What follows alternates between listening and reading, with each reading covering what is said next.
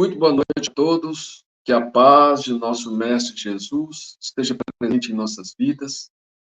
Rogamos nesse instante a presença dos amigos do alto, para que eles possam nos envolver, que eles nos auxiliem a compreender as lições e que essas lições toquem nossos corações a fim de modificá-los para o bem, para o perdão, para a compreensão, tirando de nossos corações a maldade, a revolta, o desânimo, enchendo-nos de bom ânimo e alegria.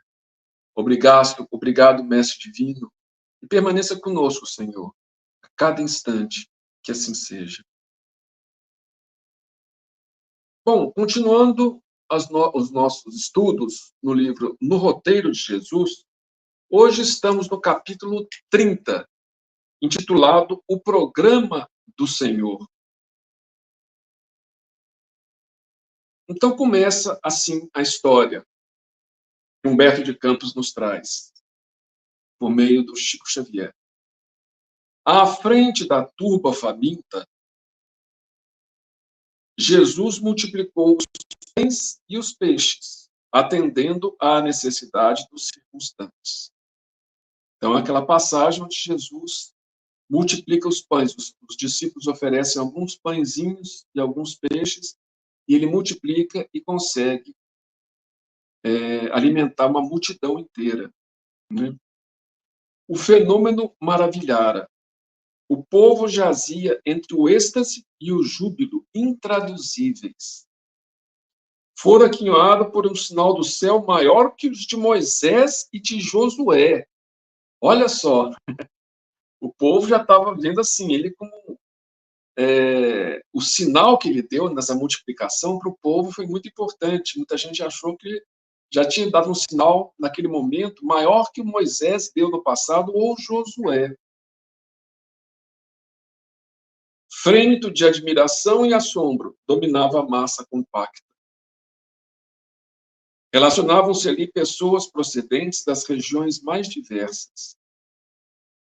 Além dos peregrinos em grande número, que se adensavam habitualmente em torno do Senhor, buscando consolação e cura, mercadores da Idumeia, negociantes da Síria, soldados romanos e cameleiros do deserto, ali se congregavam em multidão, na qual se destacavam as exclamações das mulheres e o choro das criancinhas.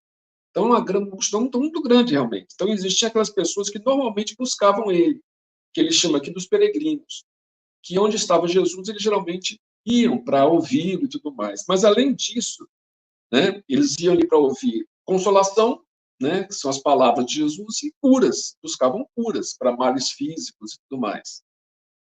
Também estavam ali mercadores da Idumeia, uma outra região, negociantes da Síria, soldados romanos, principalmente soldados, né, mais rasos, né, menos importantes assim, mas iam para ouvi-lo. Alguns até para vigiá-lo, né, mas muitos até para ouvi-lo.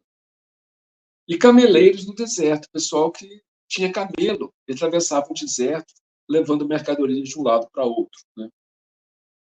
Então, se destacavam as exclamações das mulheres, né, aquelas mulheres todas falando, né, e maravilhadas, e o choro das criancinhas. A criancinha não tem jeito, em qualquer lugar ela está incomodada, está com fome, está com sede, tá? Então elas choram mesmo. Né? O povo, convenientemente sentado na relva, recebia o saboroso pão que resultara do milagre. Então, Jesus, mostrando o poder que ele tinha sobre a matéria, sobre as coisas, ele multiplicou aqueles pães, multiplicou aqueles peixes, e as pessoas recebiam aquilo com alegria, né, com júbilo, extasiadas. Água pura em grandes bilhas era servida pelas mãos robustas e felizes dos apóstolos. E Jesus, após renovar as promessas do reino de Deus, de semblante melancólico e sereno, contemplava os seguidores da eminência. Então, Jesus, com um semblante sereno, mas melancólico, né? Sabendo que as pessoas estavam muito mais alegres, assim, por conta das coisas materiais que aconteceram ali, do que por conta da sua mensagem, renovação e amor. Então ele estava melancólico, né, e sereno.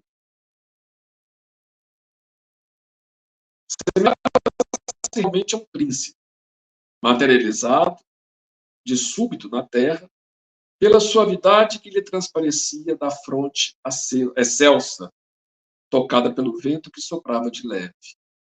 Então, ele parecia um príncipe ali no topo do monte, né, olhando e contemplando a multidão. Expressões de júbilo eram ouvidas, aqui e ali. Não fornecera ele provas de poder? Não era o maior de todos os profetas? Não seria o libertador da raça escolhida? Então, vez por outra, as pessoas tinham essa ligação, faziam essa ligação entre Jesus como libertador da raça, um libertador como ele veio propor, libertar nossos corações do ódio, do ressentimento, da amargura, mas libertar materialmente, politicamente, o reino de Israel do domínio dos romanos, que era o que muita gente desejava e esperava do Messias. E Jesus frustrou essas pessoas, inclusive muitos discípulos seus também esperavam isso, porque essa era a tradição, essa era a expectativa. O homem sempre preso às coisas materiais, ao aqui, ao agora, às injunções políticas, ele está sempre querendo renovação externa, que as coisas mudem por fora, sem perceber que, se não mudarem por dentro, não vai resolver. As mudanças externas não resolvem os problemas internos. Então, se o homem continuar ambicioso, invejoso, ciumento, rancoroso, revoltado, nada disso, nenhuma mudança externa vai resolver. Não é? Recolhiam os discípulos a sobra do inesperado banquete, quando Malebel, espadaúdo assessor da justiça em Jerusalém, acercou-se do mestre e clamou para a multidão haver encontrado o restaurador de Israel. Esclareceu que conviria receber-lhe as determinações, desde aquela hora inesquecível. E os ouvintes reergueram-se à pressa, engrossando fileiras ao redor do Messias Nazareno. Então, um cidadão chamado Malebel, que era um assessor da justiça lá em Jerusalém, falou: não, esse pessoal, aqui está quem nós estávamos procurando, quem nós estávamos esperando, o Messias libertador de Israel. E aí, ele chegou perto de Jesus para perguntar o que ele deveria fazer. E com isso, né, muita gente ficou curiosa e se acercou de Jesus. O pessoal que estava sentado, comendo, se alimentando ali, se levantou e se acercou de Jesus. Jesus, em silêncio, melancólico, né, esperou que alguém lhe endereçasse a palavra. E, efetivamente, Malebel falou: Senhor, és em verdade o arauto do novo reino? O Senhor é o mensageiro do novo reino? Jesus respondeu: sim. Respondeu Cristo sem titubear. A diferença é que novo reino era esse? Essa era a divergência. A proposta de Jesus de um novo reino era uma. A proposta de Malebel e de outros era outra, completamente diferente. Até hoje nós temos isso. Jesus, né, quer implantar o seu reino aqui na Terra, mas o que nós entendemos como reino de Deus? Um reino de ódio? Um reino de massacre político, né, de dominação econômica? Ou um reino de mudança íntima dos discípulos, de preparação íntima, primeira, para que esse reino possa surgir naturalmente. Isto é, o perdão, a benevolência, a justiça tem que brotar primeiramente em nossos corações. Então Jesus respondeu, sim, ele era o mensageiro, né, o arauto, o divulgador do novo reino. Em que alicerce será estabelecida a nova ordem? Prosseguiu Malebel. Em que vai se fundar?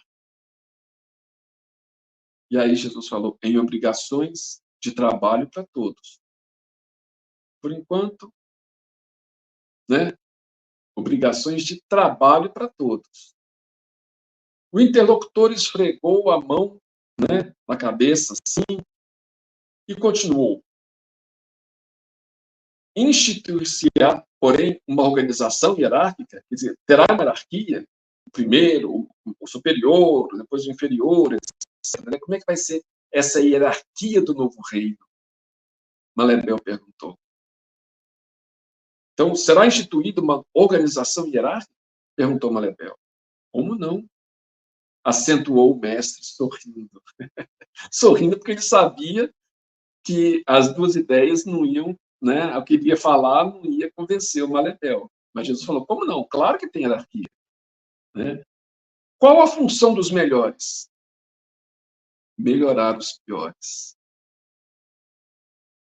E a ocupação dos mais inteligentes? O Malebel queria destaque, né? Queria que falasse, não, os melhores, os mais inteligentes ocuparão cargos, né?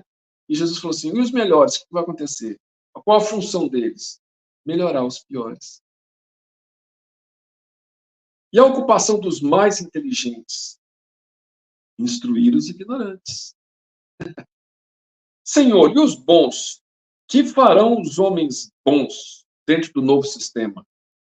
Ajudarão os maus, a fim de que estes se façam igualmente bons. E o encargo dos ricos? Amparar os mais pobres, para que também se enriqueçam de recursos e conhecimentos. Então, no reino de Deus, o maior ajuda o menor, o mais rico ajuda o mais pobre, os superiores ajudam os inferiores, os bons ajudam os maus. Mestre, tornou Malebel desapontado. Quem ditará semelhantes normas? O amor pelo sacrifício, e florescerá em obras de paz no caminho de todos. E quem fiscalizará o funcionamento do novo regime? A compreensão da responsabilidade em cada um de nós. Então, a fiscalização não vem externamente, não é a gente, um ou outro vai ficar, oh, você está fazendo isso, tem que fazer. Não. Cada um de nós tem que fiscalizar dentro de nós se estamos nos adequando ao reino divino. Senhor, como tudo isso é estranho, considerou o noviço alarmado. Desejarás dizer que o reino diferente prescindirá de palácios, exércitos, prisões, impostos e castigos? Logicamente, se é diferente, não pode ser igual. Então, eles queriam a libertação de Roma, mas para estabelecer o mesmo tipo de controle, o mesmo tipo de domínio. Palácios para os mais ricos, para os mais poderosos, exércitos, né? Prisões para aqueles que não quiserem seguir a nova ordem, impostos e castigos. Sim, aclarou Jesus abertamente.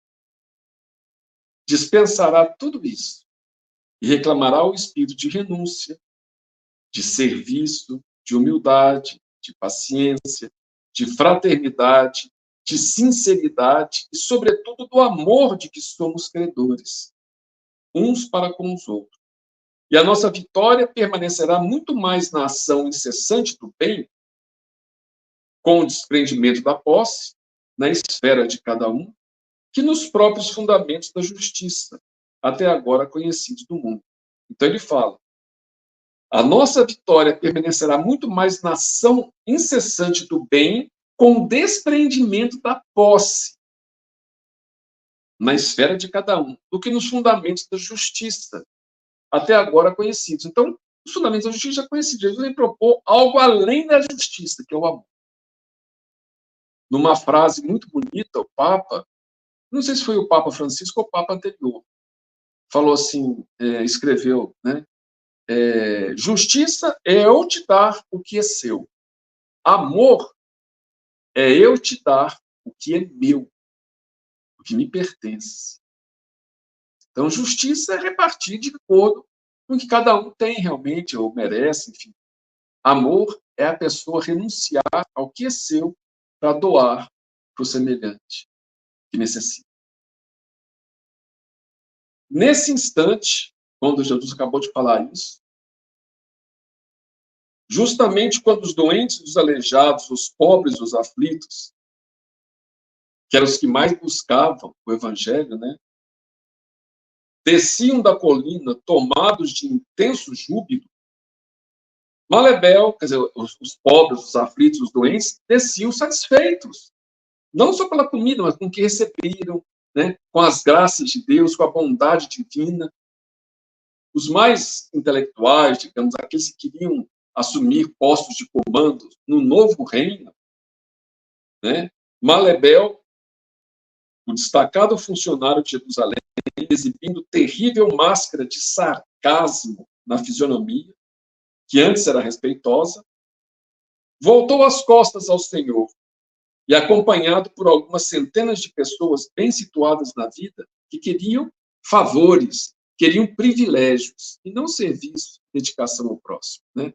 Então, Malebel, junto com outras centenas de pessoas que estavam ali com ele, deu-se pressa em retirar-se, proferindo frases de insulto e zombaria. Alguém sabe quem é Malebel hoje? E alguém sabe quem é Jesus hoje? Então não devemos dar importância aos insultos quando nós acreditamos estar de posse da verdade, do amor de Deus. O milagre dos pães, o milagre dos pães fora rapidamente esquecido, dando a entender que a memória funciona dificilmente nos estômagos cheios. Então, logo as pessoas se esqueceram do milagre dos pães e dos peixes. E se Jesus não quis perder o contato com a multidão, naquela hora foi obrigado a descer. Então, simbolicamente falando, se Jesus quisesse continuar tendo contato com a multidão, ele teve que descer de nível. Não adiantava propor coisas tão altas que a multidão não entendia. Então, essa é a mensagem da noite. Até quanto nós somos Malebel? Até quanto queremos destaques? Queremos proeminências? Queremos mudanças externas, mudanças exteriores, mudanças políticas, mas não queremos mudar. Tem uma chargezinha, né, um desenho que fala assim: quem quer mudança? Aí todo mundo levanta a mão. Aí fala: quem quer mudar? Ninguém quer. O discípulo é aquele que quer mudar. E o novo mundo de regeneração pertence àqueles que querem mudar, que querem se melhorar. Não aqueles que são perfeitos, não aqueles que já mudaram, se aperfeiçoaram, mas aqueles que perceberam que precisam mudar, que precisam se regenerar. Então, o mundo de regeneração é um local onde as pessoas querem mudar-se. Querem não só uma mudança externa, mas principalmente uma mudança interior. Então, essa é a mensagem da noite, né, da lição da noite, que Jesus possa conduzir nossos passos, possa nos auxiliar a ver o que precisamos mudar mais urgentemente e que tenhamos coragem e forças, amparados por Ele, pelos seus mensageiros, nossos amigos espirituais, que possamos, então, receber a assistência necessária para efetuar essa mudança, a mudança necessária em nossas vidas. Muita paz a todos, que o Senhor nos abençoe, nos esclareça e nos ilumine, hoje, agora e sempre, que assim seja.